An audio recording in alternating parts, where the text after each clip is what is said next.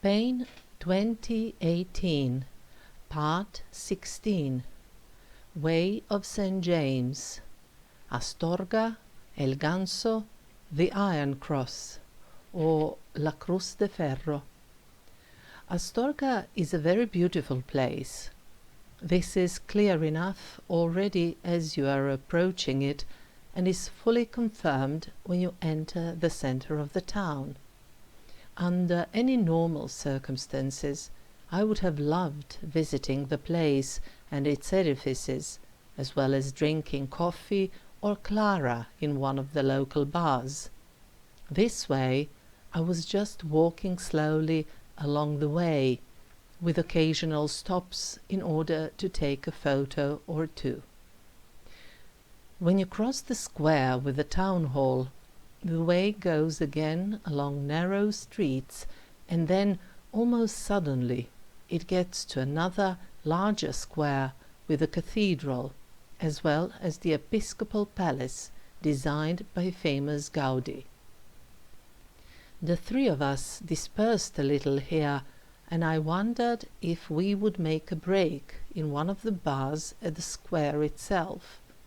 Still, by the time we got together, we had already entered the street leading away from the entrance into the cathedral, so we agreed to continue and find some other bar to have breakfast at. Thus we passed by a church of rather contemporary architecture, and a sign on it which wished the pilgrims to have a nice way, meaning Way of St. James, or Buen Camino in Spanish.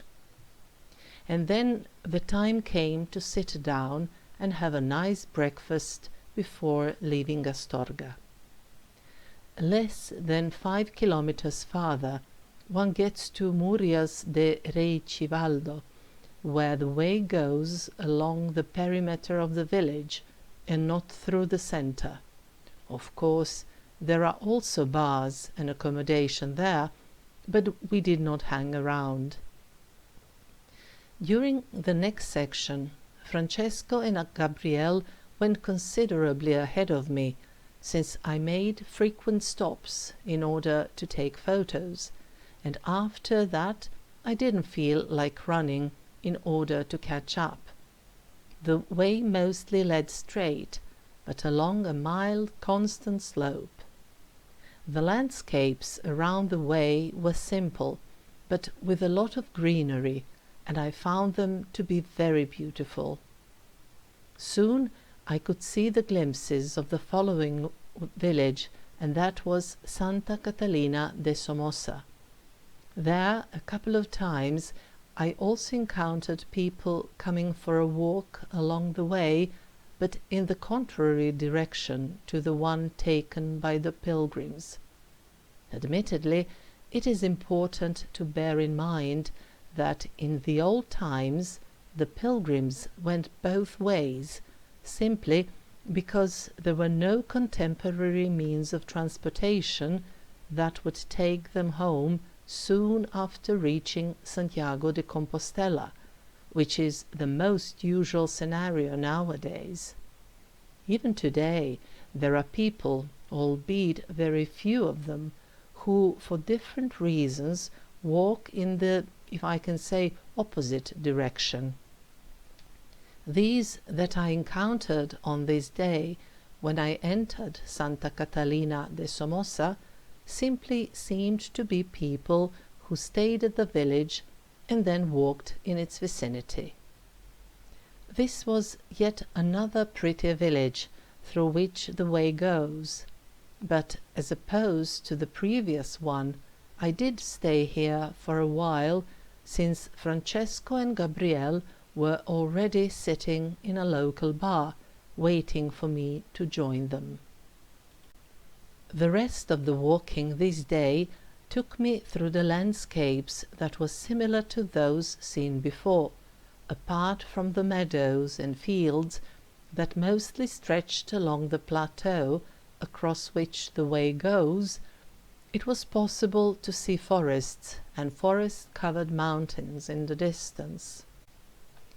And then we reached the destination of the day, and that was a village with an interesting name, El Ganso, which means the gander. The place is located at 1,000 meters above sea level, and the temperature was ideal.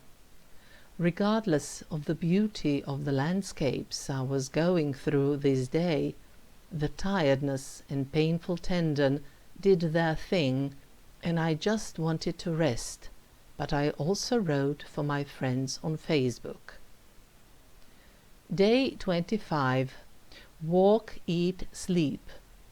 Somewhere at the beginning of the 21st century, an American author wrote a book that would become very popular, so much so that it also had a film adaptation, and it all comes down to a contemporary escapist fiction that talks about a visit to Italy, which the Americans adore, after all, just like the well-off Anglo-Saxons before them, followed by a spiritual attempt, where else if not in India, and then it all ended at an exotic destination where the whole story was crowned with love, if I can say, till death do them part. The name of this romance novel consisted of 3 verbs in the imperative. Still, all of this is piece of cake, a child's play, a walk-over, call it what you will, in comparison to the following 3 verbs in the imperative that are taking place here every day: walk, eat, sleep. We have caught the rhythm again, getting up at dawn, walking, eating along the way, as well as later when we get to the hostel of choice, where we rest in incredible amounts, including also an afternoon nap, and then we go to bed very early in order to do more of the same the following day. And this has been happening essentially in the same manner for almost a month, every day. Simply, there is no space for anything else. Admittedly, today we even had a visual enjoyment, since Astorga, a town we went through, is very pretty. In addition to the impressive cathedral, there is also a building designed by famous Gaudi. The rest consisted of the usual. The first 11 kilometers we walked without stopping. Then we sat in a bar to have breakfast, then some more treading, going through a village, then we went to a bar in the next one in order to rest and get refreshed, and then we continued to the destination of the day. Eventually, I arrived here rather beat up, but after taking shower, washing laundry and putting it out to dry, I could get into bed and indulge in the joy of the modern world, aka the Internet. The Internet connections are not equally good in all the pilgrims' hostels, and they don't reach all the corners of the place, so I'm very content when I can remain in a horizontal position and yet be able to see what is happening, or to write, or to plan the next day. As far as the walking is concerned, yesterday we met some young Italians who covered as many as 40 kilometers in one day. But Trio La Campanella is walking at its own pace.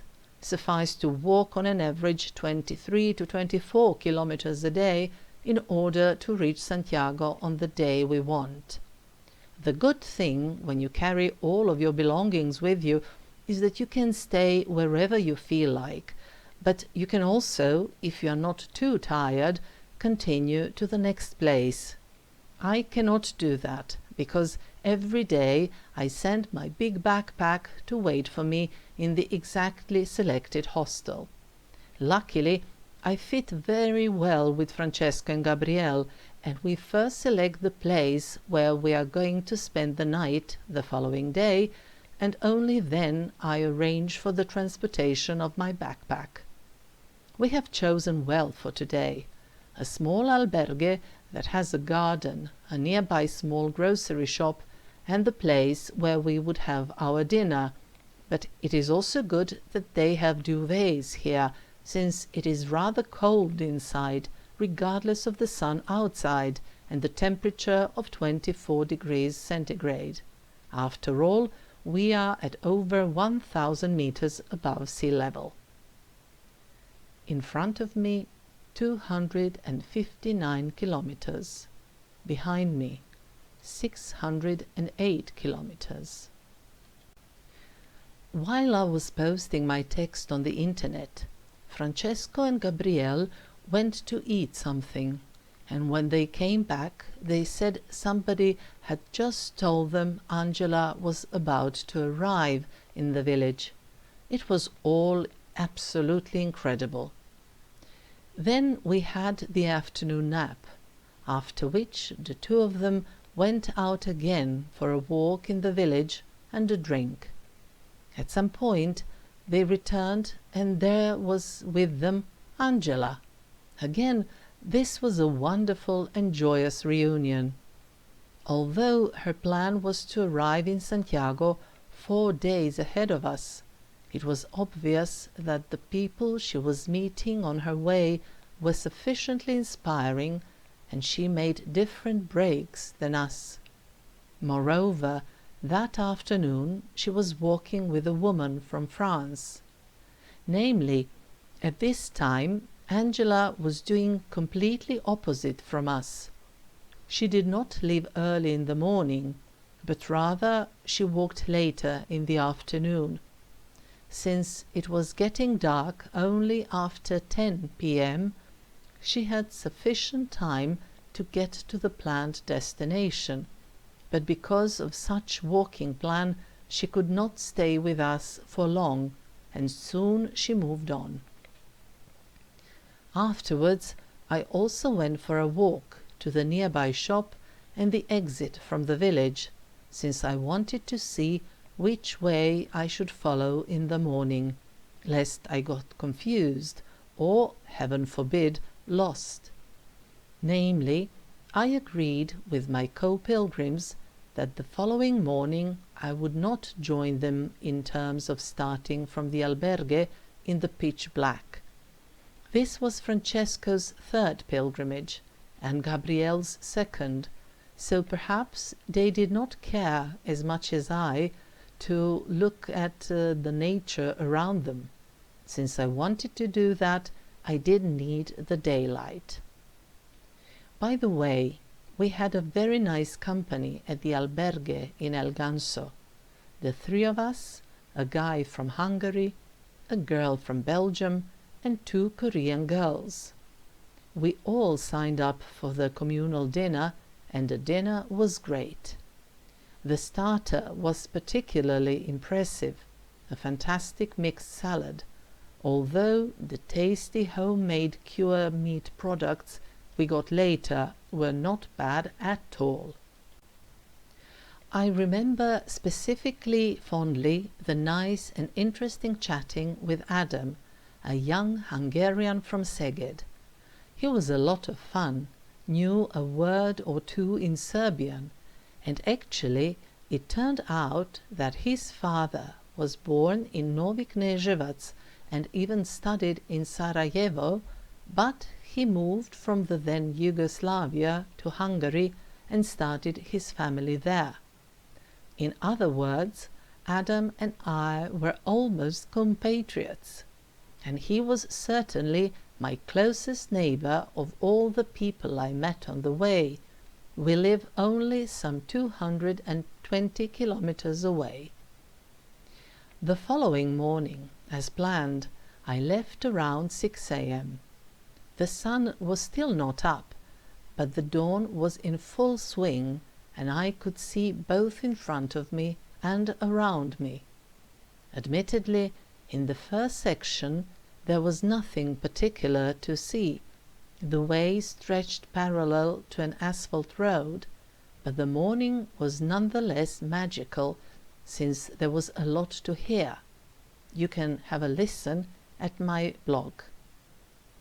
After a while I reached Rabanal del Camino, but before entering the village I passed by a church, Ermita de la Vera Cruz. Everything still exuded perfect peace and calmness. The village itself was very picturesque, but this early in the morning it seemed almost entirely deserted. I could see only a couple of pilgrims in the distance in front of me. When you leave Rabanal del Camino, during a short section, the way is wide with low vegetation and rare trees growing around it. Thus I came across a very pretty but very poisonous plant called foxglove. When I posted a photo of this quite attractive plant on my Facebook profile, my dear friend Rade, who is a top-level expert for pharmacy, immediately informed me that I should not touch the plant under any circumstances, since the toxins contained in the plant may cause the heart to stop. It is interesting, on the other hand, that these same poisons in their processed forms are used for heart medicines. The way soon crosses an asphalt road, and as a narrow path continues farther through lush green shrubs. Occasionally one comes across some parts covered in very shallow water, not in the form of a stream, but rather dispersed around, so it was important to pay attention lest one ended in some mud. Then the way crossed the asphalt road again and led into a forest. There I came across Ivana from Croatia. We greeted cordially, and then I continued following my own rhythm that was quite satisfactory, taking into consideration that this was a relatively steep section. At some point the forest ends, and not far from there one gets to a small village, Fonsebadon. I entered the village rather leisurely, and on both sides of the main street, which is a part of the way, there were bars and hostels, so I was looking around in order to decide where I would make a break and have breakfast. And then, in a bar ahead of me, I saw Gabriele and Francesco. Now I cried out and called them, so we rejoiced at getting together again. I was impressed with my walking pace, since I left 1 hour after them, and yet I managed to catch up. They stayed with me for a short while, and then they moved on. Still, before leaving, they told me that Angela was also in Fonsebadon, for she had arrived there the previous evening, and again, accidentally, they saw her as they were passing by her albergue. After breakfast and the break, I went back to the albergue where Angela was staying in order to greet her. A wonderful girl. After Fonsebadon, one has to continue walking up, but it was not too bad. On the other hand, it was fantastically beautiful, because behind me there was a stunning view at the landscapes I had walked through during the previous couple of days. Less than 2 kilometers after Fonsebadon, you get to one of the most famous points on the way of St. James, and that is the Iron Cross, or La Cruz de Ferro. This is one of the oldest and the most legendary monuments on the way. On a wooden pole, around 7 meters high, there is an iron cross, while on the bottom there is a mound made of stones left there by the passing pilgrims. Namely, the legend says that at the time when the cathedral in Santiago de Compostela was being built, the pilgrims were asked to bring a stone each. This also transferred later to the site where the Iron Cross is located, on Mount Irago, and the pilgrims either bring a stone from the place where they live, or they pick up a stone along the way, and then they leave it here as a symbol of their pilgrimage. There I came across numerous pilgrims, Francesco and Gabriele included. I hanged around a little by the monument, during which time we all took photos, and then I first continued walking with the two of them, but soon I stayed behind in order to take some more pictures of the landscapes I was going through. In this section, around 5 kilometers long, one walks over a plateau and also crosses the highest level in this part of the way, 1,505 meters above sea level.